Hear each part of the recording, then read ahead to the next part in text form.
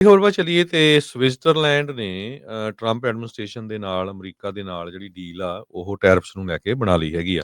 ਹੁਣ ਸਵਿਟਜ਼ਰਲੈਂਡ ਦੇ ਉੱਤੇ ਜਿਹੜਾ ਟੈਰਿਫ ਆ ਸਿਰਫ 15% ਲੱਗੂਗਾ। ਤੇ ਕਹਿੰਦੇ ਪਈ ਹਾਇਰ ਯੂਐਸ ਡਿਊਟੀਜ਼ ਜਿਹੜੀਆਂ ਆ ਉਹਦੇ ਨਾਲ ਸਵਿਟਜ਼ਰਲੈਂਡ ਦੇ ਜਿਹੜੇ ਡੇਅਰੀ ਫਾਰਮਰਸ ਆ ਉਹਨਾਂ ਨੇ ਮਿਲਕ ਪ੍ਰੋਡਕਸ਼ਨ ਦੇ ਵਿੱਚ ਵੀ ਕਾਫੀ ਕੱਟ ਆਫ ਕੀਤਾ ਆ। ਇੱਕ ਟਾਈਮ ਦੇ ਉੱਤੇ ਸਵਿਟਜ਼ਰਲੈਂਡ ਤੇ 39% ਟੈਰਿਫ ਲੱਗਿਆ ਸੀ, ਜਿਸ ਨੂੰ ਘਟਾ ਕੇ ਹੁਣ 15% ਕਰ ਦਿੱਤਾ ਗਿਆ ਆ। ਇਹਦੇ ਨਾਲ ਜੋ ਫਾਰਮਾਸਿਊਟੀਕਲਸ ਆ, ਗੋਲਡ ਆ, ਘੜੀਆਂ ਆ, ਚਾਕਲੇਟ ਆ, ਉਹਨਾਂ ਨੂੰ ਐਕਸਪੋਰਟ ਕਰਨ ਦੇ ਵਿੱਚ ਕਾਫੀ ਜ਼ਿਆਦਾ ਜਿਹੜੀ ਹੈਲਪ ਹੋਊਗੀ।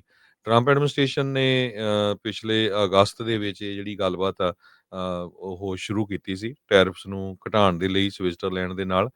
ਸੋ ਡੇਅਰੀ ਪ੍ਰੋਡਕਟਸ, ਗੋਲਡ ਵਾਚਸ, ਜਿਸ ਤਰ੍ਹਾਂ ਮੈਂ ਦੱਸਿਆ ਵੀ ਇਹ ਮੇਨ ਚੀਜ਼ਾਂ ਸੀਆਂ ਜਿਹੜਾ ਇੱਕ ਅੜਿੱਕਾ ਬਣੀਆਂ ਹੋਈਆਂ ਸੀਆਂ। ਸੋ ਹੁਣ 15% ਸਵਿਟਜ਼ਰਲੈਂਡ ਤੇ ਇਸ ਟਾਈਮ ਦੇ ਉੱਤੇ ਜਿਹੜਾ ਟੈਰਿਫ ਆ ਉਹ 39% ਤੋਂ ਘਟਾ ਕੇ 15% ਰਹਿ ਗਿਆ ਹੈਗਾ।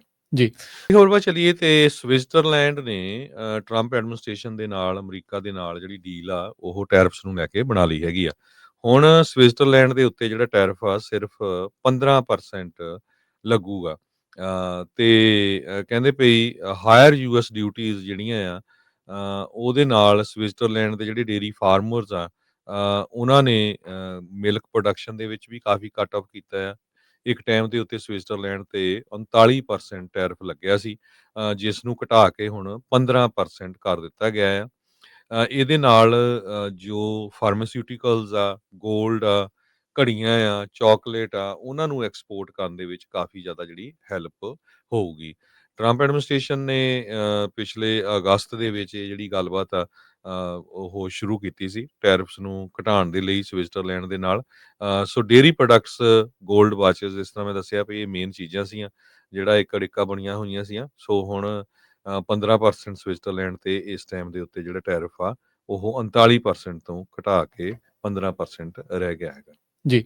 ਹੋਰ ਵੱਲ ਚੱਲੀਏ ਤੇ ਸਵਿਟਜ਼ਰਲੈਂਡ ਨੇ ਟਰੰਪ ਐਡਮਿਨਿਸਟ੍ਰੇਸ਼ਨ ਦੇ ਨਾਲ ਅਮਰੀਕਾ ਦੇ ਨਾਲ ਜਿਹੜੀ ਡੀਲ ਆ ਉਹ ਟੈਰਿਫਸ ਨੂੰ ਲੈ ਕੇ ਬਣਾ ਲਈ ਹੈਗੀ ਆ।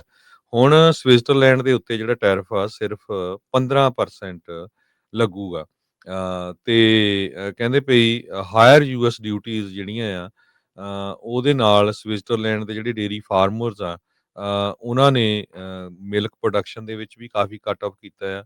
ਇੱਕ ਟਾਈਮ ਦੇ ਉੱਤੇ ਸਵਿਟਜ਼ਰਲੈਂਡ ਤੇ 39% ਟੈਰਿਫ ਲੱਗਿਆ ਸੀ, ਜਿਸ ਨੂੰ ਘਟਾ ਕੇ ਹੁਣ 15% ਕਰ ਦਿੱਤਾ ਗਿਆ ਆ। ਇਹਦੇ ਨਾਲ ਜੋ ਫਾਰਮਾਸਿਊਟੀਕਲਸ ਆ, ਗੋਲਡ ਆ, ਘੜੀਆਂ ਆ, ਚਾਕਲੇਟ ਆ, ਉਹਨਾਂ ਨੂੰ ਐਕਸਪੋਰਟ ਕਰਨ ਦੇ ਵਿੱਚ ਕਾਫੀ ਜ਼ਿਆਦਾ ਜਿਹੜੀ ਹੈਲਪ ਹੋਊਗੀ।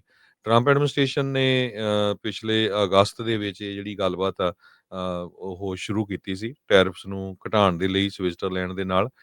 ਸੋ ਡੇਅਰੀ ਪ੍ਰੋਡਕਟਸ, ਗੋਲਡ ਵਾਚਸ, ਜਿਸ ਤਰ੍ਹਾਂ ਮੈਂ ਦੱਸਿਆ ਵੀ ਇਹ ਮੇਨ ਚੀਜ਼ਾਂ ਸੀਆਂ ਜਿਹੜਾ ਇੱਕ ਅੜਿੱਕਾ ਬਣੀਆਂ ਹੋਈਆਂ ਸੀਆਂ। ਸੋ ਹੁਣ 15% ਸਵਿਟਜ਼ਰਲੈਂਡ ਤੇ ਇਸ ਟਾਈਮ ਦੇ ਉੱਤੇ ਜਿਹੜਾ ਟੈਰਿਫ ਆ ਉਹ 39% ਤੋਂ ਘਟਾ ਕੇ 15% ਰਹਿ ਗਿਆ ਹੈਗਾ।